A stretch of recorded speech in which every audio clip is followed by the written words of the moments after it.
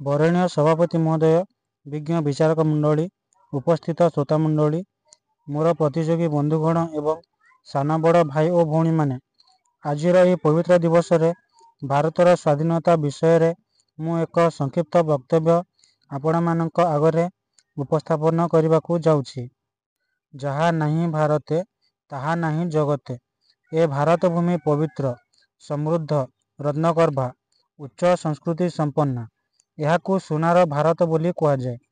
ବୈଦେଶିକ ଶାସକମାନେ ସଦାସର୍ବଦା ଏହା ଉପରେ ଲୋଲୁପ ଦୃଷ୍ଟି ପକାଇ ଆସିଛନ୍ତି। ଅତୀତରେ ବହୁବାର ଏ ମାତୃଭୂମି ସେମାନଙ୍କ ଅଧିକୃତ ହୋଇଛି। ମୋଗଲମାନେ ଏ ଦେଶକୁ 1526 ଖ୍ରୀଷ୍ଟାବ୍ଦରୁ ଦଖଲ କରି ଦୀର୍ଘଦିନ ଶାସନ କରିଛନ୍ତି ଓ ଦମନ ଲୀଳା ଚଳାଇଛନ୍ତି। ସୁନା, ରୂପା, ହୀରା, ନୀଳା, ମୋତି, ମାଣିକ୍ୟ ଇତ୍ୟାଦି ଅମୂଲ୍ୟ ଧାତୁ ସବୁ ନିଜ ଦେଶକୁ ବୋହି ନେଇଛନ୍ତି।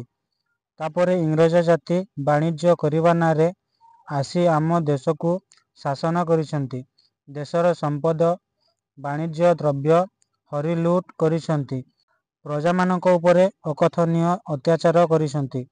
ପ୍ରତିବାଦ କଲେ ଲାଠିପ୍ରହାର, ଗୁଳିମାଡ଼, ଜେଲଦଣ୍ଡ, ଫାଶିଖୁଣ୍ଟରେ ଝୁଲିବାକୁ ପଡ଼ିଛି। ତା ସତ୍ତ୍ୱେ ଆମ ଦେଶର ସାହସୀ ଦେଶପ୍ରେମୀମାନେ ମାତୃଭୂମିକୁ ଇଂରେଜ ଶାସନରୁ ମୁକ୍ତ କରାଇବା ପାଇଁ ବ୍ରିଟିଶ ଫୌଜ ଆଗରେ ଠିଆ ହୋଇଛନ୍ତି। ପ୍ରକୃତ ସ୍ୱାଧୀନତା ଆନ୍ଦୋଳନ 1857ର ସିପାହୀ ବିଦ୍ରୋହରୁ ଶୁଭାରମ୍ଭ ହେଲା। ମଙ୍ଗଳ ପାଣ୍ଡେ ନାମକ ଜଣେ ସାହସୀ ଭାରତୀୟ ସିପାହୀ ଏହାର ଶୁଭାରମ୍ଭ କରିଥିଲେ। କହିଲେ ଅତ୍ୟୁକ୍ତି ହେବ ନାହିଁ।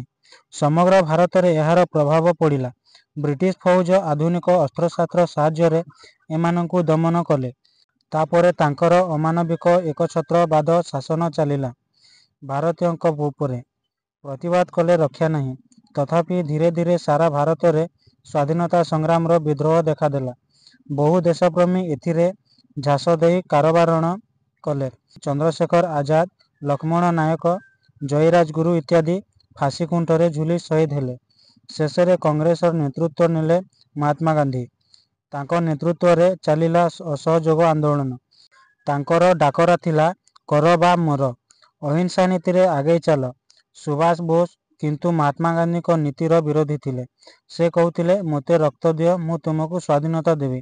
ଶେଷରେ ମହାତ୍ମା ଗାନ୍ଧୀଙ୍କ ନେତୃତ୍ୱରେ 1947 ମସିହା ଅଗଷ୍ଟ 15 ତାରିଖରେ ଆମ ଦେଶ ସ୍ୱାଧୀନ ହେଲା।